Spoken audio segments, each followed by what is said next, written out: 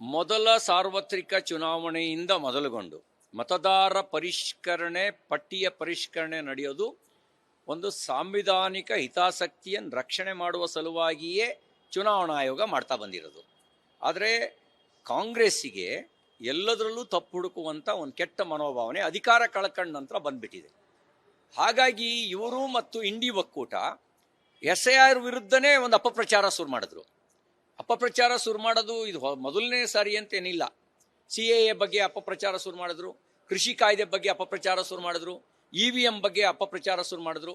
ಈಗ ಅದರ ಅಪಪ್ರಚಾರದ ಅಂಗವಾಗಿಯೇ SIR ಬಗ್ಗೆನೂ ಕೂಡ ಅಪಪ್ರಚಾರ ಶುರು ಮಾಡಿದ್ರು. ಬಹಳ ಸ್ಪಷ್ಟವಾಗಿ ಚುನಾವಣಾ ಆಯೋಗ ಹೇಳ್ತು, ನಾವು ದಾಖಲೆಗಳನ್ನು ಪರಿಶೀಲನೆ ಮಾಡ್ತೀವಿ, ಅಕ್ರಮ ಮತದಾರರನ್ನು ಅಷ್ಟೇ ನಾವು ಪಟ್ಟಿಯಿಂದ ಕೈ ಬಿಡ್ತೀವಿ. ಅಷ್ಟು ಹೇಳಿದ್ಮೇಲೂ ಕೂಡ SIR ವಿರುದ್ಧ ಇವರು ಅಪಪ್ರಚಾರ ಶುರು ಮಾಡಿದ್ರು. ತಾನೇ ನ್ಯಾಯಾಲಯಕ್ಕೆ ಹೋದರು. ನ್ಯಾಯಾಲಯ ಸರಿಯಾದ ತಪರಾಕಿನ ಹಾಕಿದೆ. SIRಗೆ ಅಡ್ಡಿಪಡಿಸೋದು ಅದು ಸಾಂವಿಧಾನಿಕ ಹಿತಾಸಕ್ತಿಯ ಉಲ್ಲಂಘನೆ ಆಗುತ್ತೆ, ಆ ರೀತಿ ಅಡ್ಡಿಪಡಿಸೋದು ಅಪರಾಧ ಆಗುತ್ತೆ ಅಂತಕ್ಕಂಥ ಒಂದು ಸ್ಪಷ್ಟ ಸಂದೇಶವನ್ನು ಕೊಟ್ಟಿದೆ.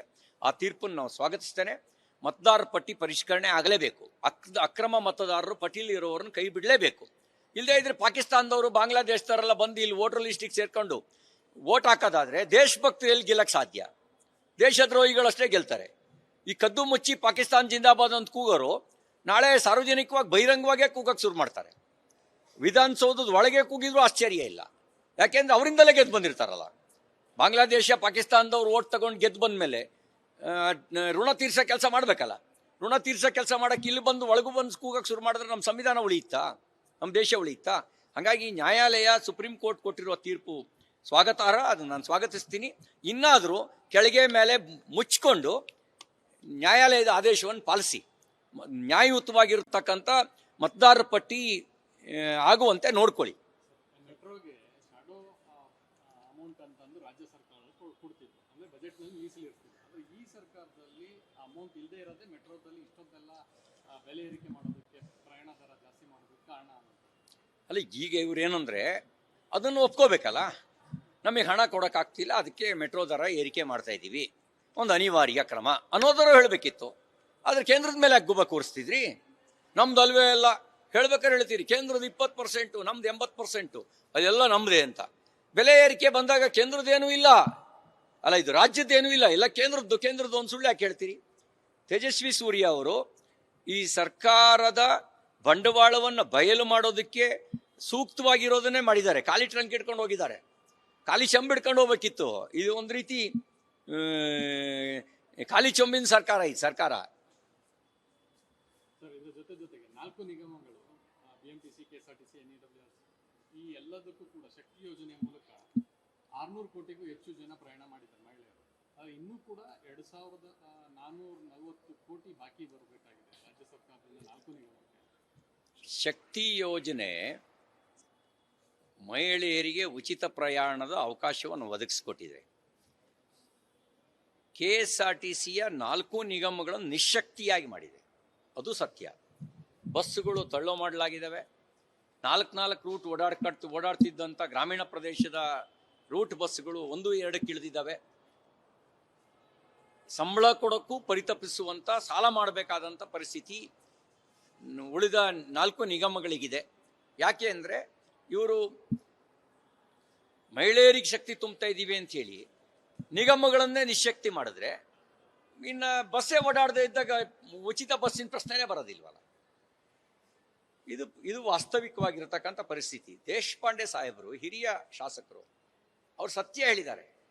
ಅವರು ಸತ್ಯನೇ ಹೇಳಿದ್ದಾರೆ. ಏನು ಹೇಳಿದರು ಅಂದರೆ, ಈ ಶಕ್ತಿ ಯೋಜನೆ KSRTCಯನ್ನು ನಿಶ್ಶಕ್ತಗೊಳಿಸಿದೆ, ಗಂಡಸರು ಬಸ್ ಹತ್ತುವ ಯೋಚನೆಯನ್ನೇ ಕೈ ಬಿಟ್ಟಿದ್ದಾರೆ, ಗ್ರಾಮೀಣ ಪ್ರದೇಶಗಳಿಗೆ ಬಸ್ಸೇ ಓಡಾಡ್ತಿಲ್ಲ, ಈ ಯೋಜನೆ ವ್ಯವಸ್ಥೆಯನ್ನೇ ನಿಶ್ಶಕ್ತಗೊಳಿಸಿದೆ. ನಾನು ಹೇಳಿದ ಮಾತಲ್ಲ, ದೇಶಪಾಂಡೆ ಸಾಹೇಬ್ರು ಹೇಳಿದ ಮಾತು. ಆದರೆ ಏನಾಗಿದೆ, ಕಣ್ಣಿದ್ದು ಕುರುಡ್ರಾಗಿರೋರಿಗೆ, ಕಿವಿ ಇದ್ದು ಕಿವಿಡ್ರಾಗಿರೋರಿಗೆ ಇವು ಯಾವುದು ಸತ್ಯ ಅವ್ರ ತಲೆಗೆ ಹೋಗಕ್ಕೆ ಸಾಧ್ಯ ಇಲ್ಲ. ಇದು ಸ್ಥಿತಿ. ಒಣಜಂಬ ಅಷ್ಟೇ, ಎಲ್ಲ ಹಾಳಾಗೋಗಿದ್ರು ಒಣಜಂಬದ ಮೇಲೆ ರಾಜ್ಯವನ್ನು ಮುಳುಗಿಸ್ತಾ ಇದ್ದಾರೆ. ಹಂಗೆ ಒಣಜಂಬಕ್ಕೇನೆ ಬೆಲೆ ಏರಿಕೆ. ಸರ್, ಕೌನ್ಸಿಲ್ ಅಲ್ಲಿ ತಮ್ಮನ್ನು ಒಂದಿನಕ್ಕೆ ಅಮಾನತು ಮಾಡಿದ್ದಾರೆ. ಸೊ ಅದು ಇದು ಬಹಳಷ್ಟು ದೊಡ್ಡ ಮಟ್ಟದ ಚರ್ಚೆ ಆಯಿತು. ಮತ್ತೆ ನಮ್ಮ ಸದನ ಸಾಕಷ್ಟು ವಿಷಯಗಳಿಗೆ ಸಾಕ್ಷಿಯಾಗಿದೆ. ನಾನು ಸಾರ್ವಜನಿಕವಾಗಿ ನಮ್ಮ ಸಭಾಪತಿಗಳ ತೀರ್ಮಾನವನ್ನು, ಪೀಠದ ತೀರ್ಮಾನವನ್ನು ಚರ್ಚಿಸೋದಕ್ಕೆ ಬಯಸೋದಿಲ್ಲ. ಅದರ ಸಾಕ್ಷಿಯಾಗಿದೆ. ಏನು ಅಂತ ಹೇಳಿದ್ರೆ, ರಾಜ್ಯಪಾಲರ ಮೇಲೆ ಅಗೌರವ ತೋರಿಸಿದವರನ್ನ ಅಮಾನತ್ತು ಮಾಡಬೇಕು ಅನ್ನೋದು ಸ್ಪಷ್ಟ ನಿಯಮದಲ್ಲಿದ್ರೂ ಅಮಾನತ್ತು ಆಗದೇ ಇರೋದಕ್ಕೆ ನಮ್ಮ ಸದನ ಸಾಕ್ಷಿಯಾಯಿತು. ಯಾವುದೇ ನಿಯಮವನ್ನು ಉಲ್ಲಂಘಿಸದೆ, ಯಾವುದೇ ರೀತಿಯಲ್ಲಿ ನಾನು ಅಸಂವಿಧಾನಿಕ ಪದವನ್ನು ಬಳಕೆ ಮಾಡದೇ ಇದ್ದರೂ ಕೂಡ ಅಮಾನತ್ತು ಶಿಕ್ಷೆಗೆ ಒಳಗಾಗಬೇಕಾಯಿತು. ಬಹುಶಃ ಕಲಿಯುಗದ ಮಹಿಮೆಯ ಒಂದು ಪ್ರಕಟೀಕರಣ ಈ ನಮ್ಮ ಸದನದಲ್ಲೂ ನಾವು ಕಾಣ್ತಾ ಇದ್ದೀವಿ.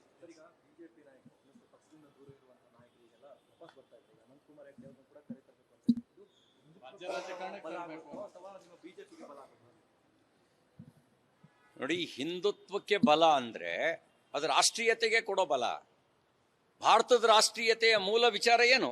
ಹಿಂದುತ್ವನೇ. ಹಿಂದುತ್ವ ಅಂದ್ರೆ ಜಾತಿ ಅಲ್ಲ, ಹಿಂದುತ್ವ ಅಂದ್ರೆ ಮತ ಅಲ್ಲ, ಹಿಂದುತ್ವ ಅಂದ್ರೆ ಉಪಾಸನಾ ಪದ್ಧತಿ ಅಲ್ಲ, ಹಿಂದುತ್ವ ಅಂದ್ರೆ ಜೀವನ ಕ್ರಮ, ಹಿಂದುತ್ವ ಅಂದ್ರೆ ಜೀವನ ಮೌಲ್ಯ, ಹಿಂದುತ್ವ ಅಂದ್ರೆ ವಿಶ್ವವ್ಯಾಪಿ ದೃಷ್ಟಿ, ಅದೇ ಹಿಂದುತ್ವ.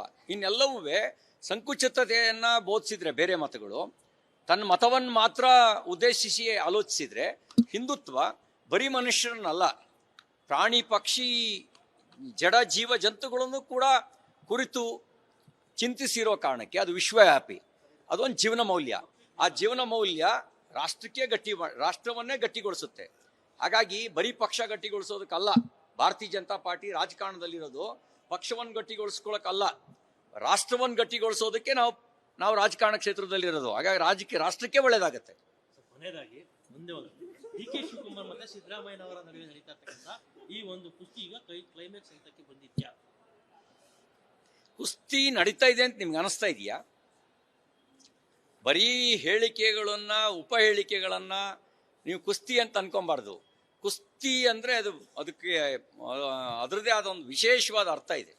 ಒಮ್ಮೆ ಕುಸ್ತಿ ಹಿಡಿದ್ರೆ ಯಾವನೋ ಬೀಳ್ಬೇಕು, ಯಾರೋ ಬೀಳ್ಬೇಕು. ಇದು ಬೀಳಂಗೂ ಇಲ್ಲ, ಹೇಳಂಗೂ ಇಲ್ಲ. ಇದನ್ಯಾವ ಸೀಮೆ ಕುಸ್ತಿ ಅಂತೀರಿ? ಕುಸ್ತಿಗೆ ಅಪಮಾನ ಮಾಡಬೇಡಿ.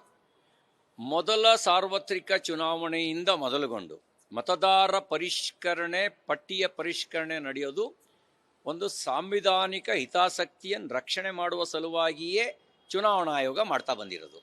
ಆದರೆ ಕಾಂಗ್ರೆಸ್ಸಿಗೆ ಎಲ್ಲದರಲ್ಲೂ ತಪ್ಪು ಹುಡುಕುವಂಥ ಒಂದು ಕೆಟ್ಟ ಮನೋಭಾವನೆ ಅಧಿಕಾರ ಕಳ್ಕೊಂಡ ನಂತರ ಬಂದ್ಬಿಟ್ಟಿದೆ. ಹಾಗಾಗಿ ಇವರು ಮತ್ತು ಇಂಡಿ ಒಕ್ಕೂಟ SIR ವಿರುದ್ಧನೇ ಒಂದು ಅಪಪ್ರಚಾರ ಶುರು ಮಾಡಿದ್ರು. ಅಪಪ್ರಚಾರ ಶುರು ಮಾಡೋದು ಇದು ಮೊದಲನೇ ಸಾರಿ ಅಂತೇನಿಲ್ಲ. CAA ಬಗ್ಗೆ ಅಪಪ್ರಚಾರ ಶುರು ಮಾಡಿದ್ರು, ಕೃಷಿ ಕಾಯ್ದೆ ಬಗ್ಗೆ ಅಪಪ್ರಚಾರ ಶುರು ಮಾಡಿದ್ರು, EVM ಬಗ್ಗೆ ಅಪಪ್ರಚಾರ ಶುರು ಮಾಡಿದ್ರು. ಈಗ ಅದರ ಅಪಪ್ರಚಾರದ ಅಂಗವಾಗಿಯೇ SIR ಬಗ್ಗೆನೂ ಕೂಡ ಅಪಪ್ರಚಾರ ಶುರು ಮಾಡಿದ್ರು. ಬಹಳ ಸ್ಪಷ್ಟವಾಗಿ ಚುನಾವಣಾ ಆಯೋಗ ಹೇಳ್ತು, ನಾವು ದಾಖಲೆಗಳನ್ನು ಪರಿಶೀಲನೆ ಮಾಡ್ತೀವಿ, ಅಕ್ರಮ ಮತದಾರರನ್ನು ಅಷ್ಟೇ ನಾವು ಪಟ್ಟಿಯಿಂದ ಕೈ ಬಿಡ್ತೀವಿ. ಅಷ್ಟು ಹೇಳಿದ್ಮೇಲೂ ಕೂಡ SIR ವಿರುದ್ಧ ಇವರು ಅಪಪ್ರಚಾರ ಶುರು ಮಾಡಿದ್ರು. ತಾನೇ ನ್ಯಾಯಾಲಯಕ್ಕೆ ಹೋದರು. ನ್ಯಾಯಾಲಯ ಸರಿಯಾದ ತಪರಾಕಿನ ಹಾಕಿದೆ. SIRಗೆ ಅಡ್ಡಿಪಡಿಸೋದು ಅದು ಸಂವಿಧಾನಿಕ ಹಿತಾಸಕ್ತಿಯ ಉಲ್ಲಂಘನೆ ಆಗುತ್ತೆ, ಆ ರೀತಿ ಅಡ್ಡಿಪಡಿಸೋದು ಅಪರಾಧ ಆಗುತ್ತೆ ಅಂತಕ್ಕಂಥ ಒಂದು ಸ್ಪಷ್ಟ ಸಂದೇಶವನ್ನು ಕೊಟ್ಟಿದೆ. ಆ ತೀರ್ಪನ್ನು ನಾವು ಸ್ವಾಗತಿಸ್ತೇನೆ. ಮತದಾರರ ಪಟ್ಟಿ ಪರಿಷ್ಕರಣೆ ಆಗಲೇಬೇಕು. ಅಕ್ರಮ ಮತದಾರರು ಪಟ್ಟಿಯಲ್ಲಿ ಇರೋರನ್ನು ಕೈ ಬಿಡಲೇಬೇಕು. ಇಲ್ಲದೇ ಇದ್ರೆ ಪಾಕಿಸ್ತಾನದವರು, ಬಾಂಗ್ಲಾದೇಶದವರೆಲ್ಲ ಬಂದು ಇಲ್ಲಿ ವೋಟರ್ ಲಿಸ್ಟಿಗೆ ಸೇರ್ಕೊಂಡು ವೋಟ್ ಹಾಕೋದಾದ್ರೆ ದೇಶಭಕ್ತರು ಎಲ್ಲಿ ಗೆಲ್ಲಕ್ಕೆ ಸಾಧ್ಯ? ದೇಶದ್ರೋಹಿಗಳಷ್ಟೇ ಗೆಲ್ತಾರೆ.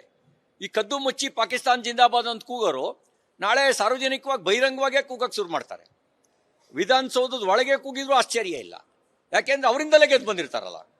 ಬಾಂಗ್ಲಾದೇಶ, ಪಾಕಿಸ್ತಾನದವ್ರು ವೋಟ್ ತಗೊಂಡು ಗೆದ್ದು ಬಂದ ಮೇಲೆ ಋಣ ತೀರ್ಸೋ ಕೆಲಸ ಮಾಡಬೇಕಲ್ಲ. ಋಣ ತೀರ್ಸೋ ಕೆಲಸ ಮಾಡೋಕ್ಕೆ ಇಲ್ಲಿ ಬಂದು ಒಳಗೂ ಬಂದು ಕೂಗಕ್ಕೆ ಶುರು ಮಾಡಿದ್ರೆ ನಮ್ಮ ಸಂವಿಧಾನ ಉಳಿಯುತ್ತಾ? ನಮ್ಮ ದೇಶ ಉಳಿಯುತ್ತಾ? ಹಾಗಾಗಿ ನ್ಯಾಯಾಲಯ, ಸುಪ್ರೀಂ ಕೋರ್ಟ್ ಕೊಟ್ಟಿರುವ ತೀರ್ಪು ಸ್ವಾಗತಾರ್ಹ, ಅದನ್ನು ನಾನು ಸ್ವಾಗತಿಸ್ತೀನಿ. ಇನ್ನಾದರೂ ಕೆಳಗೆ ಮೇಲೆ ಮುಚ್ಕೊಂಡು ನ್ಯಾಯಾಲಯದ ಆದೇಶವನ್ನು ಪಾಲಿಸಿ ನ್ಯಾಯಯುತವಾಗಿರತಕ್ಕಂಥ ಮತದಾರರ ಪಟ್ಟಿ ಆಗುವಂತೆ ನೋಡ್ಕೊಳ್ಳಿ.